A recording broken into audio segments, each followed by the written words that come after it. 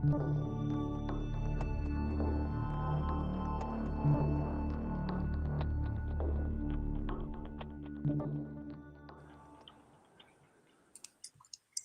been a frenetic week in crypto. We've seen outflows in Bitcoin ETFs of over $3 billion, significant outflows from Ether ETFs, and the SEC with a flurry of decisions. Welcome to Wall Street Blockchain Alliance's Crypto Roundup, where we'll discuss this, the markets, whatever else comes our way in the next 45 minutes. I'm pleased to be with my co-hosts Ron Quaranta and Josh Klayman. Good morning, guys. Good morning, David. Good morning, Josh. Good to see you. Great to see you guys too. Before we get started, I'm going to read our disclaimer. Nothing discussed should be considered any type of advice. Our opinions are our own and not necessarily representing those of our firms, and no endorsements of tokens. Ron, what did you do this morning when you saw the market down a couple more percent? David, before we start, I do want to ask Josh. Josh, did you get slightly nervous when David said whatever else comes up in the next 45 minutes? I felt a slight chill.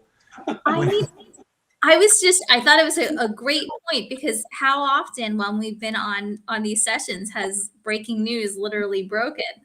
So, yeah. I mean, David, to your point, I the past few mornings just waking up, and I make the mistake of putting on the news and looking at the red down arrows, and I think to myself, it can't get worse, right? This has got to be a bottom. And for everyone in the audience, thanks for joining us. I made the mistake of sending Josh and David a text message. David, what was it, Tuesday or Wednesday? And I said, 87.5 for BTC. That's got to be a pretty strong floor for the price. And the market laughed in my face and promptly went right below that. So look, there's a lot of selling pressure. I mean, on the year to date, BTC is down almost 18%, David. And I think the thesis still holds. And you and I and Josh talk about this a lot, which is the good use cases and the long-term strategy work. Again, it's not investment advice. Dollar cost averaging makes sense in markets, in my mind, like this. But people are still getting hurt. And I say this to you often, David. We saw this, you and I got together Wednesday evening for the happy hour. Who's doing the selling is always the question in my mind. And there's a lot of caffeine in my life now, David. So, What about you, Josh? I know you've been jet setting around the world. Are you back on New York time? Are you still on Hong Kong time, or what? Or somewhere in between? So I'm on New York time, but whether my body is back on that, I'm not quite sure. But yeah, it's been a whirlwind few weeks. For those who don't know, I was in Singapore very, very briefly, which was the first time I'd been there since pre-pandemic. So it was great. I wish I had been able to stay out in Southeast Asia longer, because we have Japan FinTech Week coming up and lots of other exciting things out there.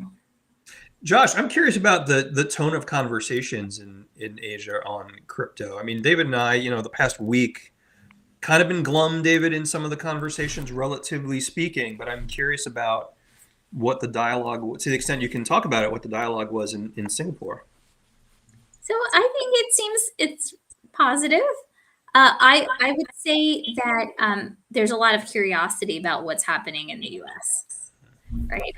And what can be done in the U.S. And it seems like as we go by day, potentially more and more can be done in the U.S.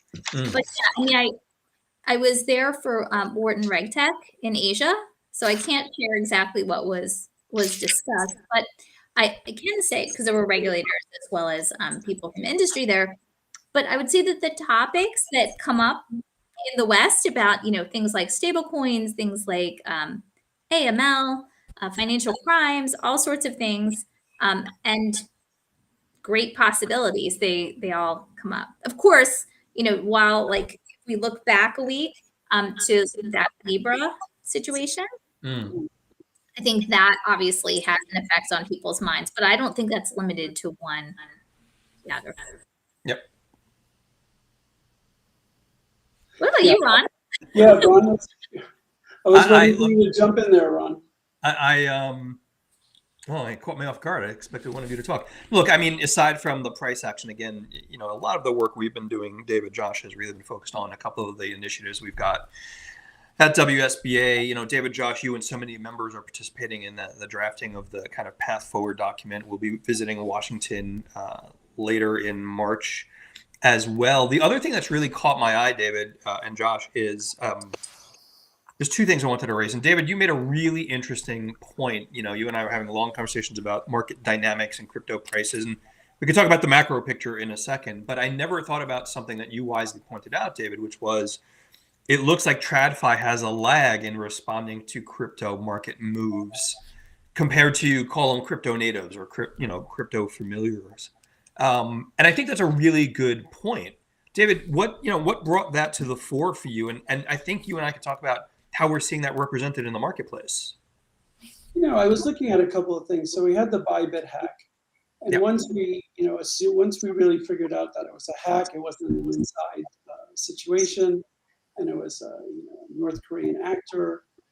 There was a movement, but there wasn't like an immediate sell-off, or there was a little bit of a sell-off, and then it kind of retraced a little bit. But once the markets opened on Monday, and I think people in the TradFi world had time to digest what happened, and the size of it, $1.5 billion worth of ETH is not insignificant.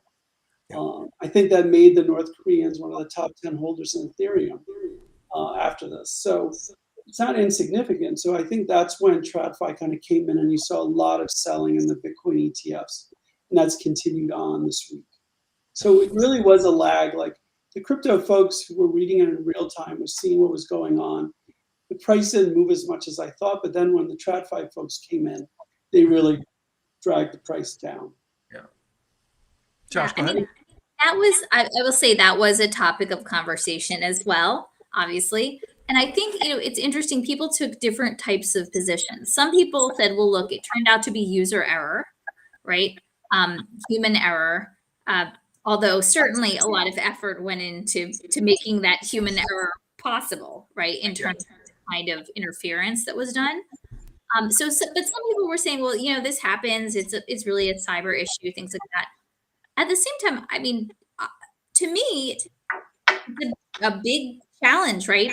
Because we've seen this Lazarus group again and again pop up, whether in this instance, in other notable hacks, including, the name is escaping me, but I think it's Axie Infinity. Is that the hack as well that they were involved in? And I believe it. yeah, and that also, if we think about the Tornado Cash case, right, that was focused on the Lazarus Group's activities as well. So I think, to me, one of the challenges here is that, not to be like, a Debbie Downer or something, but isn't so much that the hack occurred, but it's that now there are flows of funds that it's hard to stop, right? Because we have limits on the US's ability to sanction things. We also, even as we think about the hops back, that people need to check, there are technologies that can cause a ton of hops, right, within a very short amount of time. So I think this is something that we just as an industry need to focus on, not necessarily just at the layer of the attack, but what that means later on. Josh, I'm dark. No. Look, Josh, I'm with you, and I agree with you. But the interesting conversations we've been having with members at the WSBA, it really is related to, and we're doing a webinar on this, so full disclosure, this is slightly self-serving commentary about it. It really calls into question, and many colleagues in the industry said, this was supposed to be multi-sig, and the kind of social engineering around what the Lazarus Group was able to do with an exchange that is, relatively speaking, a not insignificant exchange, is concerning. And, if we're going to have the conversation about cybersecurity and call it cybersecurity good hygiene, the centralized exchanges need to be part of that conversation. David, Josh, one last thing I want to add there, and shout out to Steve Ehrlich, now over at Unchained. We all know Steve. He's been in the industry for a long, long time. He had a really good piece worth reading, talking about proof of reserves and really kind of analyzing Bybit and the challenge of, well, you recovered or at least filled the gap by borrowing from whom and who's calculating those reserves. And again, I'm not trying to be Debbie Downer either, Josh, but there really is this comprehensive conversation around, what is the cybersecurity landscape in this space, and what do people, particularly TradFi, need to be aware of? Yeah. So, I mean, you one know- of the sorry. Oh, I'm going to jump in, Josh. Yeah, One of, please do. one of the things that I think is that I think cybersecurity is really one of the existential risks for our industry. But I'll take two sides of the coin. On one side of the coin, you look at people are holding most of the assets in cold storage and moving them to hot storage. So you didn't see a total collapse of the treasury for Bybit from the breach, but not from the breach, but from the penetration, we'll call it. But the one thing that I did see that as positive is that other folks in the industry quickly came to their aid, lending Ethereum to them or lending USDT to Bybit to enable them to keep their business ongoing, and probably to prevent a little bit of a further contagion. And there is that sort of spirit amongst the industry and players in the industry to support each other during these times. So it's kind of like a three-dimensional thing here, because on one hand, it is the most existential risk. On the second hand, it really shows the cohesiveness of the industry and willing to work together in exigent circumstances to enable an exchange to keep running. The downside to me is that it's another reason why people want to buy ETFs and the safety and the wrapper of an ETF rather than holding spot on exchanges. So you have this sort of three-dimensional puzzle here. But I think the good news is that there's an outcome that's favorable and that no customers were hurt. David, I'm sorry, go ahead.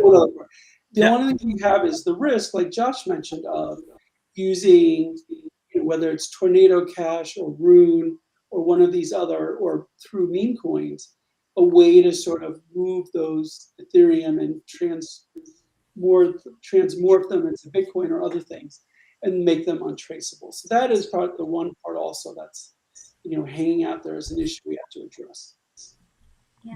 David, if I could, Josh, just real quickly, I agree with you, but I do disagree on the downside. I think there's a different downside, and the different downside is, and I had this conversation with a friend and a colleague, when you look at how the market reacted to exigent problems and kind of helped fill the gap, his response was, well, FTX tried to do that too. And you can worry about the idea of contagion in situations like that. And again, I know there are very different circumstances, David, and to Emily Landon, thank you for joining, pointing out, David, you made an excellent point. But perceptually, parts of the marketplace will ask, well, same problem happened with FTX. Maybe that contagion spreads. And to me, I think that's the biggest downside of the conversation. Yeah. Go ahead, Josh. Did you want to reply to that, David? Go jump in. He wisely will not reply. No.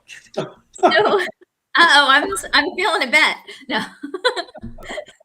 But yeah, I mean, some people have said, well, for the cyber pieces, the cyber vulnerabilities, insurance, right? And that how much can be solved with proper insurance.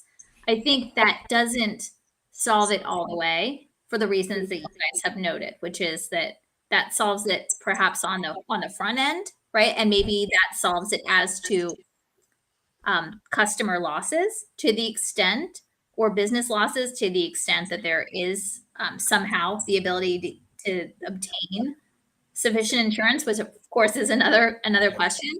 But I think that the free flow of funds is a challenge. Now, this isn't unique to digital assets. So just for anyone listening, not saying that's unique here. It's troubling that it's the same hostile state that keeps doing this again and again. And once they have the funds, it's tough to stop them. But that being said, Josh, the insurance industry isn't particularly deeply embracing Agreed. the world of crypto. There are legitimately large organizations, some of them publicly traded, that are having insurance challenges. But I'm with you. That would be an ideal solution. One other thing I'd say, Ron, is I think we need to have better standards for how we handle assets on trading platforms. And I don't want to start like another industry standard group and this and that. We need to have better hygiene on these things. And I know there is sharing that goes on between the exchanges when there's different threat vectors and My company FTI deals with these threat vectors, and is in constant communication with a lot of the big crypto firms. But there just needs to be better hygiene around when you're moving this amount of crypto, on a regular basis, to avoid some of these things from happening. And I know it's easy to say after the fact, well, you could have done this and that, but I think there needs to be more testing of these scenarios so that you don't run into those issues. Who would do that, David? Like, what's your vision of what that looks like in operation, I guess is my question. Well, I mean, I think in operation, you sit down and you whiteboard it. Again, I'm not going to plug my company because we help companies do that. But in general, you could sit and whiteboard it and have procedures for how much you're going to transfer at one time. Making sure that what you're signing, the transactions you're signing, are what you think they're signing. If you're not sure, doing test transactions to see if you're not sure, and just real hygiene around it that I think most of the mature exchanges are doing. And Bybit may have been doing it themselves, but there really needs to be preparation on the front side and then preparation on the back side. Like if you do have an issue, who's going to help resolve it? Who's like on the red phone, so to speak, ready to get into action, and so that there's a team dedicated to that if one were to occur.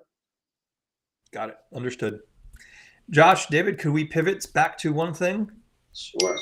And Josh, I wanted to ask you specifically because it looks like the SEC is dropping cases like hotcakes. And yet, all week long, the markets have not taken it the way I anticipated that they would.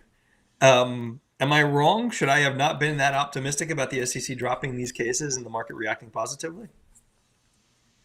I mean, it's kind of mysterious. I guess one of the things, you guys would know this better than I would, but I guess there's always the possibility that maybe some of these changes were priced in already with the change in administration. But I do think, as you said, there often is a lag between when crypto native and other folks react to this. I do think, we're seeing more and more and more announcements, including yesterday, the staff statement about meme coins. Yes. So I think that while we may not be seeing as much of a bounce or any bounce as a result of some of the dismissals of cases, I do think that on the business side, just in my practice, I'm seeing a huge amount of activity that is coming. And I think that will ultimately drive activity and ultimately drive prices. Although let's speak about prices. Well, and I think we see that as well in the background beyond the noise of the markets and me texting Josh and David about, price declines every week is, the news on Citadel jumping in and preparing. After a long time, Citadel was not really going to be part, David, of the ecosystem. They're planning real operations. And you and I, the three of us, know that Citadel getting involved in a market means they see a future in that market. David, will there be others? There will be, but I want to go back to the SEC point for a minute. Look, we had like a seismic shift. I think in 1 week, we undid 1 or 2 years worth of enforcement actions brought by the former chairperson. And so I think this is a really meaningful event. I wrote a list down. You had Coinbase, Consensus, closing the OpenSea investigation, Uniswap, Robinhood. There's a pause in the case against Tron. These are all major Wells notices or cases that have been brought. So I think this is like an important sea change. And I actually just saw something from Hester Pierce that she wrote this morning on X. Her saying enforcement is an important tool for the SEC, but it's not the right tool for crafting policy. And I think that sentence sort of encapsulates the new view of the commission vis-a-vis the old one. So what I would say, Ron, it's like extremely bullish right now. Yeah. The thing is, we know the past is being resolved, but we need regulations to codify what the present and the future is going to look like for us to really be able to move forward and really benefit as an industry from these changes. Yeah. And David, Josh, just to, for clarity's sake and for everyone in the audience, thank you for joining. If you've got comments or questions for David or Josh or I, please put them in the chat, LinkedIn Live and on X. But David, to that point, again, and the SEC has been clear and the industry's talked about this, that precludes any conversation about look, there are fraud cases out there. The regulator should continue to pursue them to the extent they can. And that's an important kind of cleansing operation in my mind for the broad crypto industry. So everything's bullish and is this long-term bullish, David and Josh. And I'm coming back to why the heck are people selling? So David, it brings me to the conversation that three of us often have. Is it risk off? Macro tariffs are bad and we wish, the president would stop talking about them. Is that the driver for this? I mean, I think so. Every time it seems that the mention of tariffs come out, whether it's in a press conference with a foreign leader or just during Q&A with the press at the White House, crypto sells off. And I think risk assets will continue to sell off when we don't really have a sense of what the impact are of the tariffs. Yeah. Look, I mean, I'm of the view that I am for reciprocal tariffs. I think that we should have an even playing field. And I don't think, personally, that we are going to see large increases in prices based on these tariffs. However, I don't have a PhD in economics, and a lot of people in PhDs with economics think differently about what the impact would be.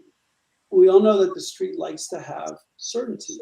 So I think as we have these tariffs announced and it's uncertainty around what's going to happen, the market reacts to it and pulls away from some of the riskier assets, and we see a sell-off. Josh, is David wrong? I think David's right.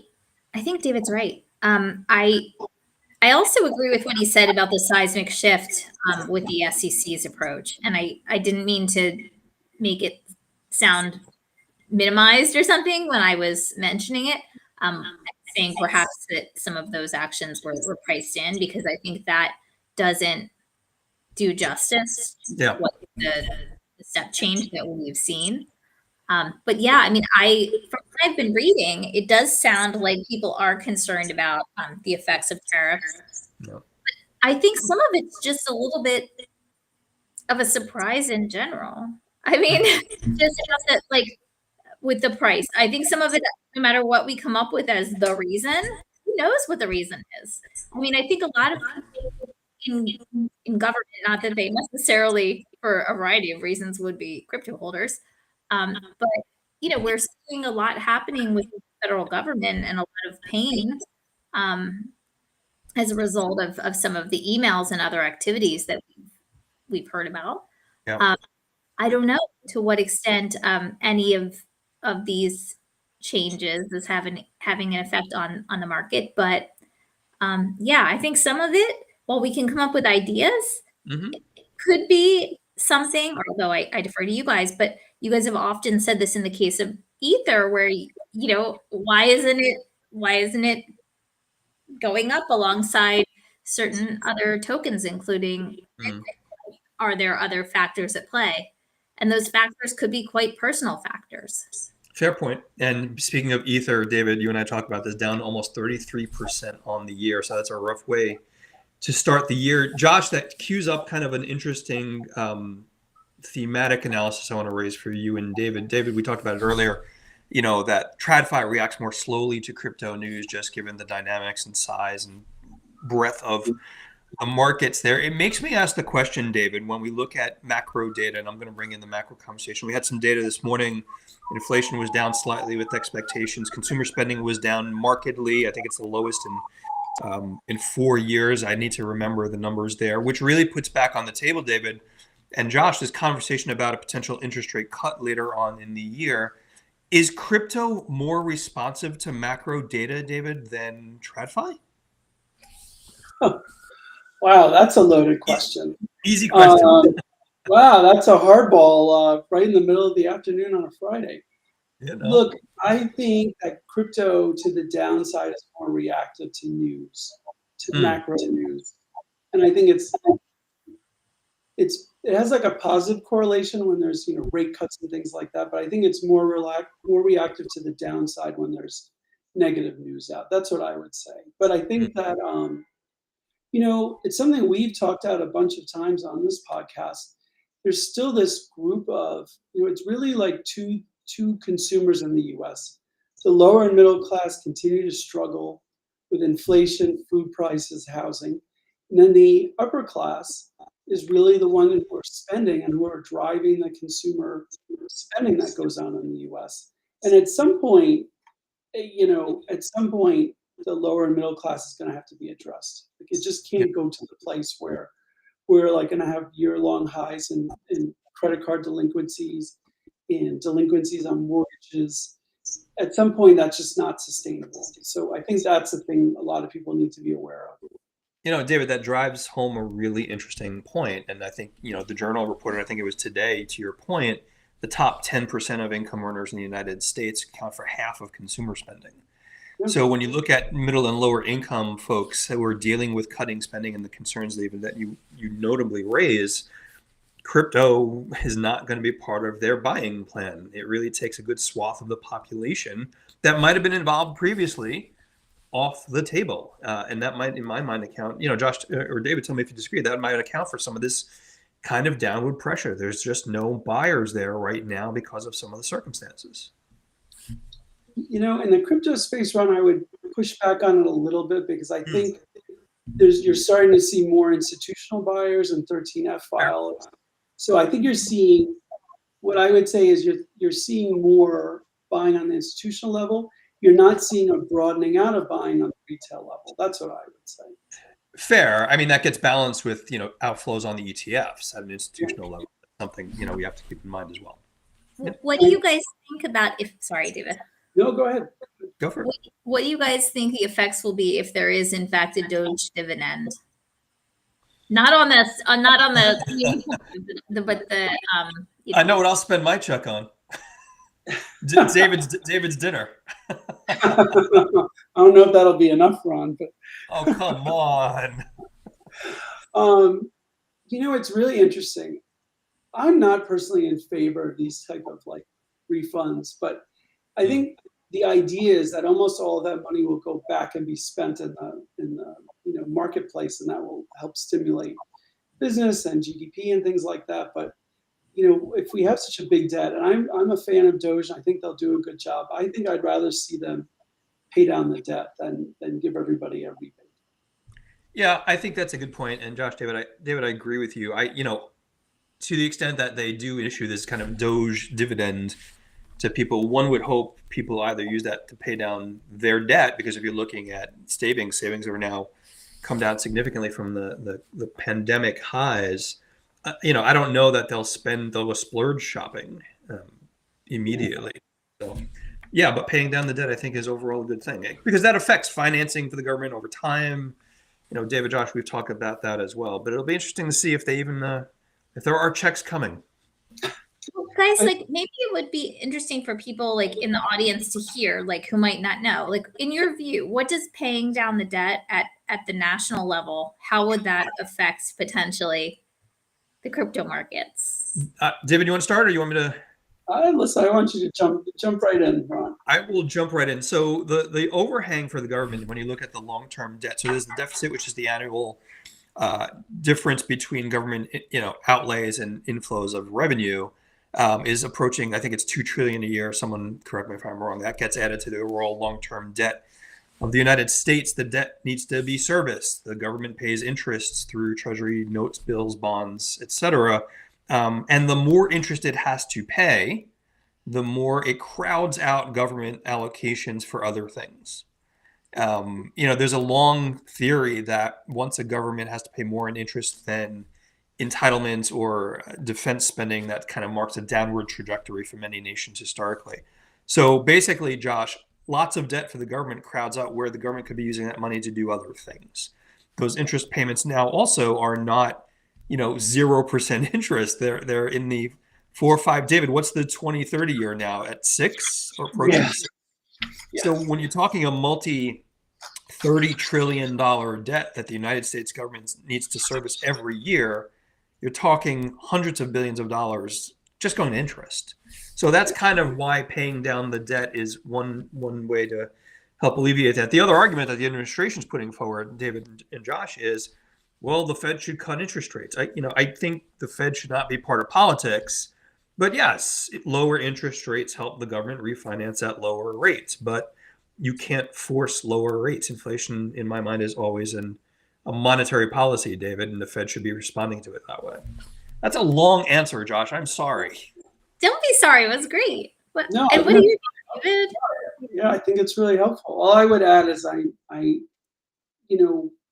the ability to sell a lot of debt at lower rates means it's just lower interest we're servicing, and less, the cost of money is less. And so that's why the government wants to see these lower, interest rates. But like Ron said, if you have inflation, you have maybe rising unemployment, but I don't know if that would, rising unemployment might support lower interest rates, but rising inflation is not going to support lower interest rates right now. And it seems like for whatever reason, regardless of tariffs, because we're not feeling any of that, inflation, I think last year was probably going up higher than was reported, and we're still seeing that in the first quarter of this year. Yeah. And you still see it in some of the prices out there for, let's bring back that macro conversation on the different economic, lower and middle income. Food's still relatively expensive. Fuel's still relatively expensive. The delinquencies in payments shows that people can't afford some of the things they were able to afford before inflation hit. Yeah, and also now some people are going to have to start paying their student loans again if they have them, because COVID paused them. But I think that's come to an end. Is that over now, David? Like, do people have to start paying their student loans again? Apologies, I stupidly paid off my student loan a long time ago. I mean that's what I've been reading, is that that pause has stopped, and now it's been going on for a little while now, but people have to start paying that, and some people have significant loans. So I don't know when it stopped or when it restarted, but I know it's recent, and obviously that can be meaningful money that's not going back into the consumer market, but that's just going back to government lenders or private lenders. Shout out to our friend Greg Murphy. Ron's been reading Ray Dalio. Nice. Thank you, Greg. Indeed, Ray Dalio is worth reading amongst others. Bit long. There's a lot of texts to a lot of the things Ray Dalio puts out there, but it's worth the read. Thanks for joining, Greg. Yeah, so Ray Dalio is somebody really interesting to read. But what about you, Josh? What do you see in bucolic, New Jersey, where you are? What's the Klayman family office focused on, Josh? Has the Klayman family office been making any moves in the market? The Klayman family office has not. The Klayman family office has been catching up to the extent it can on sleep. But yeah, no, I think I leave these sorts of market movement analyses to you. But I will say, just in terms of what I'm working on, as I've kind of alluded to, I mean, not just with crypto natives, right, which obviously are very closely watching the moves by the regulators in the US, including, for example, as I noted earlier, the statement yesterday about meme coins, right, not generally not being securities. And again, tying it back to the Howey test, which it all gets tied back to. But yeah, I mean, I would just say large institutions, banks, others, they're really making moves, and a lot of really premier entities that have stayed outside of the US in the digital asset space, they're meaningfully making a move, scoping things out, taking steps that we haven't seen. So it's busy. Josh, can I ask you one thing? You mentioned the meme coin thing, and the three of us have spoken about Commissioner Peirce's and the SEC's commentary that meme coins are not securities. I want to be clear, because I'm concerned that some folks in the industry are misperceiving that. That is not an endorsement of meme coins, and nor is that any sort of advocacy for meme coin issuance. I think that's the big thing I'm concerned about in the industry. David, let's you and I say it. Meme coins, for those who aren't careful, are dangerous. I'm not endorsing or denying the use of meme coins, but are you as concerned about that perception as I am, or am I overstating it? I don't think they're dangerous, Ron. I just think that people are getting into meme coins the same way you buy lottery tickets. Yeah. And look, you're either going to be someone's exit liquidity, or you're looking for somebody to be your exit liquidity. Right. And so, look, I don't have an issue with meme coins. I think that if people want to buy them, they should be able to buy them. I think, it would be good to have proper disclaimers around them, around how much the team is going to hold, and how much is in the market and things like that. I do have a problem when they become frauds, and when the team says they're going to hold $5 million and they don't, and they just dump them on people. That's where I have a problem. So yeah. And David, to be clear, when I say dangerous, I only mean it from the perspective of those who do not approach things like meme coins with their eyes wide open. No, I agree, Ron. Like, people should not be putting significant amounts of their investing portfolio in lottery tickets. Yep. Or they should at least know that they're doing this, and then just if that's what they want to do, they should be free to do it. But they do it at their own risk, or as we say, caveat emptor. Indeed. Josh, go ahead. I cut you off. I think a few things. I mean, one is, if you look at the staff statement from yesterday, it talks about, that there is no pooling of funds, that they're not promising to build out an enterprise, things like that, going along with the Howey test. But it does say, notably, towards the end, it says, notwithstanding the foregoing, the statement does not extend to the offer and sale of meme coins that are inconsistent with the description set above, or products that are labeled meme coins in an effort to evade the application of the federal securities laws by disguising a product that otherwise would constitute a security. So remember, the Howey test is still being applied here. And I think what it also, they talk about the economic realities again.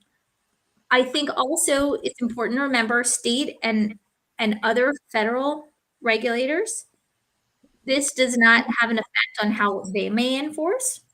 Right. And so to the extent that there is fraud or something like that, certainly there are other regulators, and, state regulators may take a different position. Similarly, this would not stop plaintiffs' lawyers from bringing lawsuits, alleging violations, even if the SEC goes in one direction.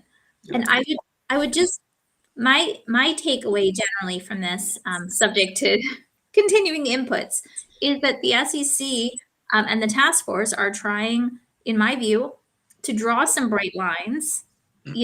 Thus far, there haven't been bright lines. And of course, it's a facts and circumstances test. So how many bright lines can you have? But by putting these categories out there like this, I think it's not to endorse them, but I would suppose that part of the reason to highlight it this way is to say, look, you can invest in this, people, but don't come to us thinking that you have the protections of the securities laws. Right.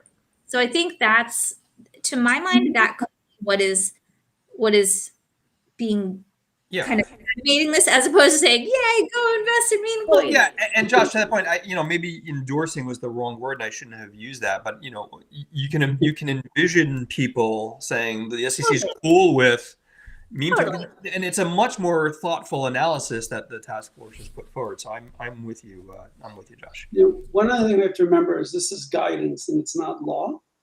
So it's certainly a guide point for what the SEC would do, for somebody who's, creating a meme coin. But, other states and other jurisdictions, still have latitude to pursue things as they may see fit. But again, I think the one thing we have to be aware of too is, like Josh said, if people are trying to, mint meme coins, but really minting more of a security like asset, and doing it in sort of, hey, it's calling it a meme coin, and just being mindful of that. Josh, just for the record, we missed you at the happy hour in New York City on Wednesday evening when David and the crew were talking about minting a Ron token. I knew that happy hour was over, just to be clear for everyone in the group. David, Josh, we're approaching time. David, I know you're in New York City and you've got a contingent of private clubs that you'll be going to with the entourage, but sadly I can't join you, my friend, but curious about what you're going to be focusing on over the weekend besides the parties. Yeah. Besides the fun stuff and quality father-daughter time, I am going to be thinking about, what does a sandbox look like? I think that is the next, as we continue this process and we look for stablecoin legislation and we look at what market structure looks like, one of the things is that we have these tokens out there that, we believe as a community that they're assets, that they're not securities. But what would a regime look like where there's some sort of sandbox to allow existing tokens to work through the classification process if there is an issue with that? and what rules might, guide this sandbox. So that's something I've been thinking about. And, I know a number of us have talked about it. So that's something I've been thinking about. And, also like just thinking legislatively about things we're going to talk about when we all go down to DC together. Yeah. Josh, let me ask this question. How close to that, like what airport do you domicile the Gulfstream in before you travel? I mean, I use the helipad out back. Oh, okay, yeah. That's what I assumed. You led me there. Peterborough, of course, Ron. I mean, I think for my weekend, other than, doing some work and hanging out with my kids, I think one of the things I've just been thinking about more generally is, now that we have an SEC that's been backing off from enforcement and also, in my view, trying to draw some distinctions and some demarcation of where their jurisdiction may end, just how that works in the event that Congress then passes laws that redraws the boundaries. And so I'm just thinking about that because, that is something we've asked for of Congress, Yep. right? That's something where we have asked for market structure and other sorts of clarity. Yeah. Yet if we're finally getting some clarity from the regulators, what if we end up with something that puts things back in a category that they've just been freed from? So I think making sure that we have good ongoing communications with lawmakers and others, I think is going to continue to be super important. I will, like you, Josh and David, doing a bit of work. I've got a nice Chianti waiting for me over the weekend as I read through the Genius and Stable Acts. Josh, to that point, you and David and I and a handful of other members are going to be in Washington on March 27th. We're not lobbyists for anyone in the audience, but we obviously want to share voice of industry. So that will be some of my time filling out the schedule. One other thing, just going back to Bybit, for everyone in the audience, WSBA is going to be hosting a public webinar deep diving on some of the issues, David, that you and Josh have raised. We'll have a technical analysis. We'll have a cybersecurity analysis. Hoping to do that sometime in mid-March before the news goes away. That kind of cybersecurity hygiene is really important for the industry. And it looks like winter's just about over. We're getting into some relatively mild weather here in New Jersey, Josh. But otherwise, David, Josh, let's leave it there. For everyone in the audience, thank you so much for joining. This recording will live on YouTube and will live on Spotify. Thank you as a podcast going forward. Josh, David, always a pleasure. I'll see you guys next week. We'll leave it there. Have a great weekend, everybody. Bye-bye. Bye, everybody. Thanks. Bye, guys.